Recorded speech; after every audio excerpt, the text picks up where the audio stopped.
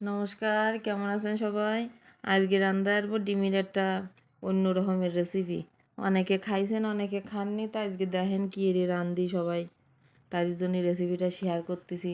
নিয়ে নিছি টক দই, পেঁয়াজ, শুকনো জাল, আদা, জিরিয়ে, কাঁচা জাল আর ডিম।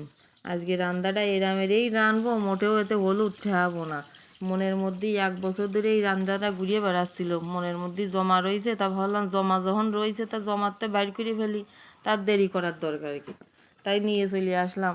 মনের মধ্যে যে কি একটা ওয়াসছে এই রান্না দেখিয়ে, আজকে রাত্রি একটু ভালোই রে ঘুম পড়তে পারবা নে, এরম মনে আসছে আমার।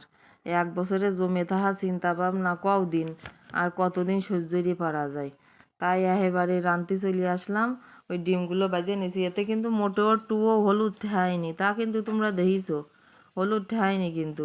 এবার দিয়ে দিছি 1 মুঠ পেঁয়াজগুলো একটু ভালো এড়িয়ে নাড়াচাড়া এড়িয়ে নিয়ে তারপরে দিয়ে দিলাম একটু লবণ। প্রথমে কিন্তু লবণ দিইনি, একটু দেরি এড়িয়েই দিছি। দেরি এড়িয়ে দিয়ে ভালো এড়ে নাড়াচাড়া দিয়ে নিয়ে এই যে বাজে রাখা কয়টা পেঁয়াজ এত উঠোই রেখে দিচ্ছি। এগুলো দিয়ে কী করবো শেষে দেখা মানে আস্তে আস্তে। আর দিয়ে দিলাম জিরে, আদা, তারপরে রসুন, তারপরে আসছে কাজু বাদাম বাটা, তারপরে দিয়ে দিলাম কাঁচা জল, তারপরে দিয়ে দিলাম একটুখানি লবণ, তারপরে দিয়ে দিলাম জল। কিন্তু শুকনো জালের গুঁড়ো কি শুকনো জাল বাটা আর আসছে ওই যে কী কয় ওর নাম, ওরে কও দিন মনে রে দাও দিন কি করছি, ওই তো ওই যে সেই হলুদ, এসব কিন্তু মোটেও ঠায়নি এর মধ্যে। একদম এইসব দিয়ে না দিয়েই ওই দুটো না দিয়েই রাঁধতেছি আজকে। কী রে রাঁধি তাই তোমরা দেখো, একটুখানি সবুর করো, দিয়ে এনে ফোয়া সেরে রান্দাই যাবে না, একদম 5 মিনিটের মধ্যেই রান্দাইরে ফেলবানে।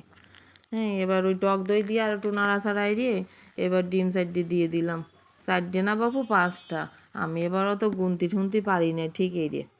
ডিমগুলো দিয়ে দিয়ে ভালোই রে একটু উল্টো পাল্টাই দিয়ে নাড়াচাড়া দিলাম। বেশি উল্টো পাল্টায় আরবো না, আবার ডিম যদি ভাঙিয়ে যায়, তাই দিয়ে আসছে বেশি নাড়াচাড়া আনলাম না। এবার দিয়ে দিছি একটু জল।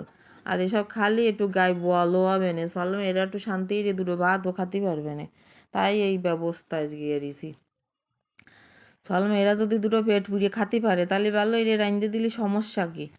তাই এই যে সব হয়ে গেছে, এবার আর বেশি দেরি নেই, ফুটিয়ে মুটিয়ে উঠিছে। এবার দিয়ে দেবো এর মধ্যে একটুখানি গরম মশলার গুঁড়ো, গরম মশলা আবার দুটো আস্তও ছাড়িয়ে দিলাম এর মধ্যে। আর সেই বাজিয়ে রাখা পেঁয়াজ উঠোই রাখলাম, সেইগুলো দিয়ে দিলাম।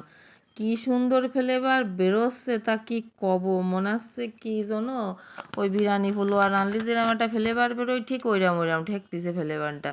তো তোমরা যদি রাঁধতে যদি খাও, তখন আমার একটু তোমরা জানাই এনে কিরাম এরে রাঁধিছো আর কিরাম এরে খাইছো আর কিরাম তোমাকে স্বাদ হয়েছে। এবারে মানে একেবারে মনের মতো স্বাদ হবে না আমার মনে হচ্ছে, আলাদা রকমের স্বাদ এতে। ডিমের বোনা তো সবাই খাও, এইরাম এর একটু খাইয়ে দিয়ে নে। আর ওই যে রাঁধেছি কচু শাক, তা আমার বাবা কষা কচু শাক কোয়ানে খাচ্ছি, ও পরে খাবা না আগে এই খাইয়ে নি। আর আমারে কাছে কি একেবারে সেই স্বাদ, মামনি বললো যে সেই স্বাদ। আর তোমরা ভালো লাগলে রাঁধতে বাইরে খাইয়ে নে আর আমারে জানাইয়ে নে। ধন্যবাদ সবাইকে।